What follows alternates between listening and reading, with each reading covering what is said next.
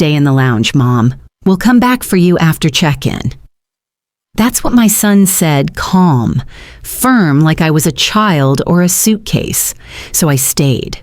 Of course I did. That's what you do when your grown child tells you something in that overly patient tone. The kind they use on toddlers or old people they'd rather not deal with. I sat where they told me to, right next to a dusty fake plant, across from a crying toddler whose mom looked like she hadn't slept in days. A TV above me blinked between weather reports and static. It was 9:15 a.m. I waited.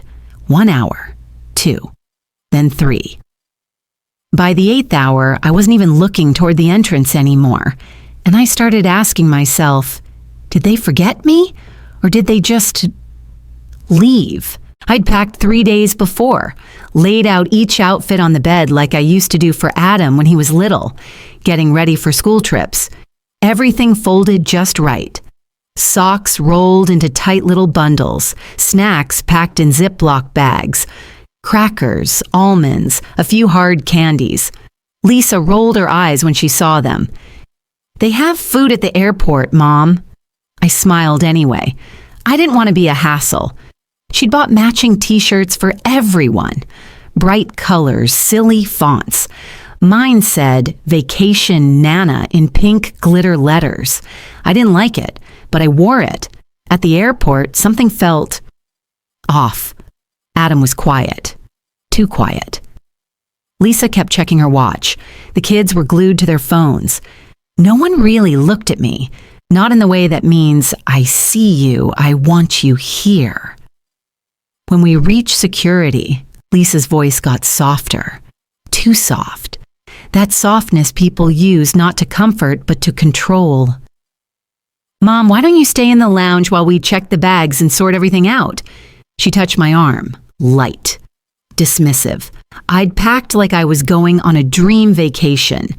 Turns out I was packing for an ending, and I was the only one who didn't know it yet. An hour passed. Then 2. By the 3rd, I got up and asked the front desk if they could page my son. They did. Twice. No one came.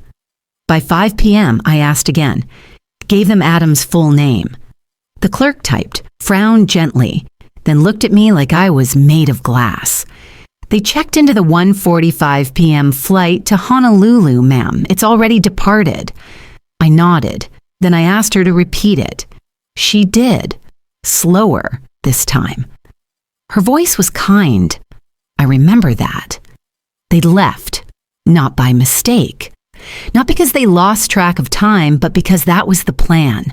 A plan I hadn't been part of. And no, I didn't cry. I didn't yell or collapse or make a scene. I just walked to the restroom, locked myself in a stall, and sat. Not to cry, not even to breathe. Just to be in a place where no one would ask, "Are you okay?" Because honestly, I wasn't sure what the answer was. I wasn't broken. Not yet. I was just still, like forgotten luggage beside gate 12, waiting for someone who was never coming back. When I came out of the restroom, the airport had started to shift. Lights dimmed. The crowd thinned. The energy changed, like even the building knew the day was ending. I stood in front of the departure board just staring. I didn't panic, didn't shake, didn't even blink. I looked at the cities like someone scanning a diner menu. No destination meant anything until one did. Portland, 7:35 p.m. Why Portland? I hadn't been there in decades. Didn't know anyone, didn't even remember much about the city. Maybe that was the point. It wasn't Hawaii. It wasn't palm trees and staged smiles and matching t-shirts. It was mine to choose. That was enough. I walked to the counter. "1 ticket to Portland," I said. The agent asked, "Round trip?" I smiled. Number 1 way. I used my own card, from my own account, the one Adam didn't know about, the one I kept open since before his wedding. It had just enough for the ticket, a motel, and maybe a beginning. Before heading to the gate, I went into the restroom one last time, peeled off the pink shirt that said Vacation Nana, and stuffed it into the trash bin without a word. No one asked me why I was traveling alone. No one asked anything at all. And for once, that silence felt like permission. I didn't know where I was going, but I wasn't waiting to be taken anymore. This time, I chose the gate. The motel was nothing special. Peeling paint, creaky stairs, a hallway that smelled like cleaning fluid and tired stories. But it was quiet, and it was mine. Room 207. 1 bed, 1 nightstand. A TV bolted to the wall. I washed my face in the tiny sink and lay down in my clothes. The blanket was scratchy, the pillow too flat. Still, I slept. Not because I was comfortable, but because I wasn't bracing for anything anymore. The next morning, I made motel coffee, the kind that tastes like burnt cardboard and cheap hope, and I sat by the window, sipping slowly with no one expecting me anywhere. My phone stayed off. No buzzing, no blinking, no guilt.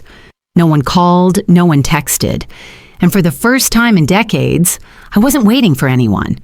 Just the slow, familiar sound of coffee dripping into a cup. Just me. And that, strangely, was enough. The cafe was small. 3 booths. A counter with cracked red stools. The smell of burnt toast and old hope hung in the air. I showed up 15 minutes early, wearing the only blouse I owned that still held a crease. Heather, the manager, handed me an apron and pointed to the coffee pots. Keep it full. Don't wait to be asked. Hair tied back. No perfume. If someone tips less than $1, that's on you, not them. I nodded. I'd heard harsher rules before, the kind spoken in silence at family dinners. By 7 a.m., the first wave came in. Contractors, nurses, people who live their lives on a schedule that didn't allow for much softness. I moved slow, but steady. Wiped counters, refilled creamers, remembered faces, smiled just enough. By 9, I had a rhythm. Not grace, not speed, but something that felt like belonging. That's when he came in. Arthur, early 80s, gray windbreaker, hands that trembled just a little when they reached for the sugar. He didn't flirt, didn't pry. Just cream, he said, 2 splashes.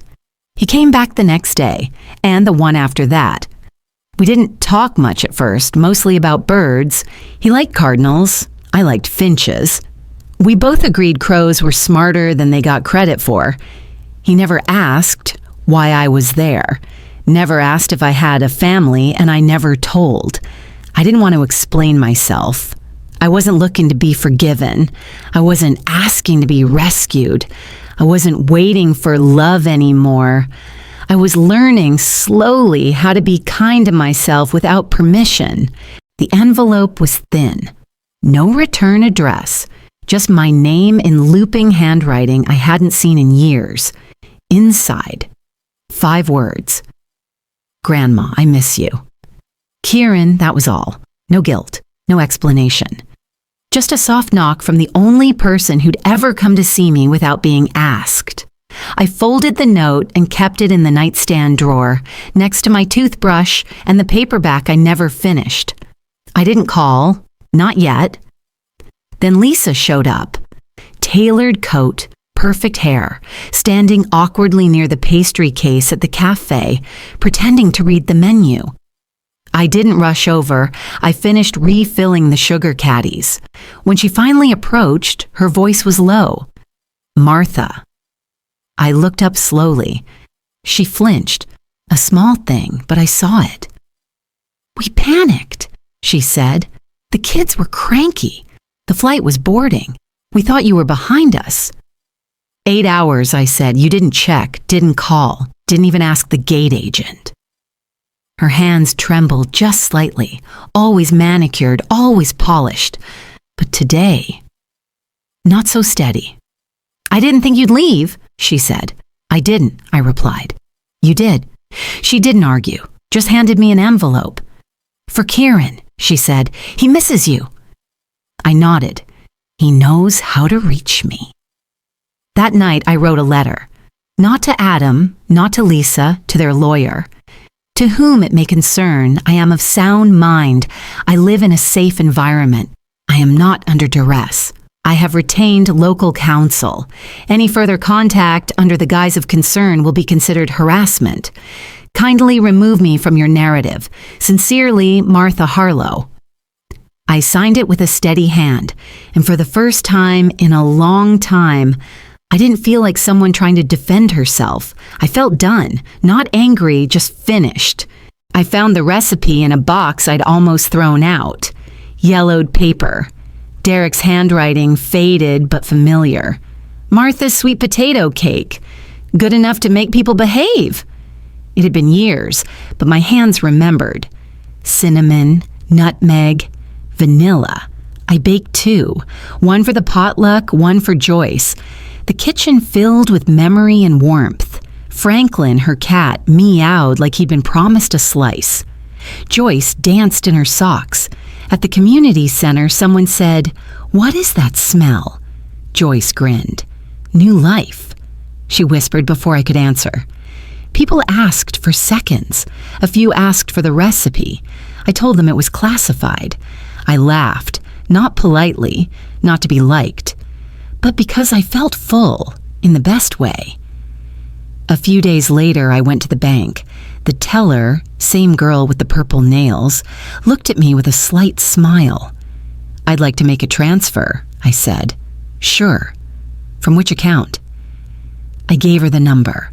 My old one. The quiet one. The account no one knew about. Recipient, Kieran Harlow. Just a little something. No strings, no explanations. Maybe for books, maybe for groceries, maybe for a train ticket one day. "You're the first person I've seen send money with no conditions," the teller said. "That's the point," I replied. I walked home under a soft sky, coat buttoned, collar up. The wind didn't bite. It nudged. Joyce was on the porch with wine in a coffee mug. "You look smug," she said. "I made a decision." "Anyone die?" "Not yet." She nodded, then passed me the mug. I no longer checked the phone out of habit. I didn't reread their messages. Didn't wait for another apology dressed as a guilt trip. I wasn't anyone's mother. I wasn't anyone's leftover. I wasn't anyone's burden. I was mine. They didn't forget me. They let go. And this time, so did I. I didn't tell anyone I was going. Not Joyce. Not Heather. Just slipped on my navy coat, the one that fit like memory, and walked to the Red Fern Motel, room 12. He opened the door like he'd been standing behind it all morning. Kieran, taller now, a little scruff on the chin, eyes still soft. "Hi, Grandma." "Hi, sweetheart." We didn't hug right away. We sat first, like two people who knew how to give each other space before offering warmth. "I didn't know if you'd come," he said. "I didn't know either," I answered. We talked about small things, about books and Portland and the smell of motel soap. He told me he still had the birdhouse we built together when he was 6. Still red, still crooked, still perfect. "I think about you a lot," he said. "You were the only one who ever made me feel like I was enough, just by sitting beside me." I reached for his hand. "You always were," I said. "You still are." We didn't say goodbye. We just paused, like a comma in a sentence we both hoped would continue. That night, I made tea, sat by the window, watched Franklin chase shadows across the living room floor. Then I pulled out a blank card. Not for Adam, not for Lisa, for me. Dear me. You waited so long for someone to save you. You forgot you were always the one holding the key. You didn't lose them. They let go. And you finally let go back. And look at the life that opened. Well done. Love, me. I folded the card. taped it to the inside of the dresser drawer, right behind the old recipe cards, just in case I ever forget again. I wasn't abandoned, I was released, and I didn't rebuild my life. I built something new, quietly, completely mine.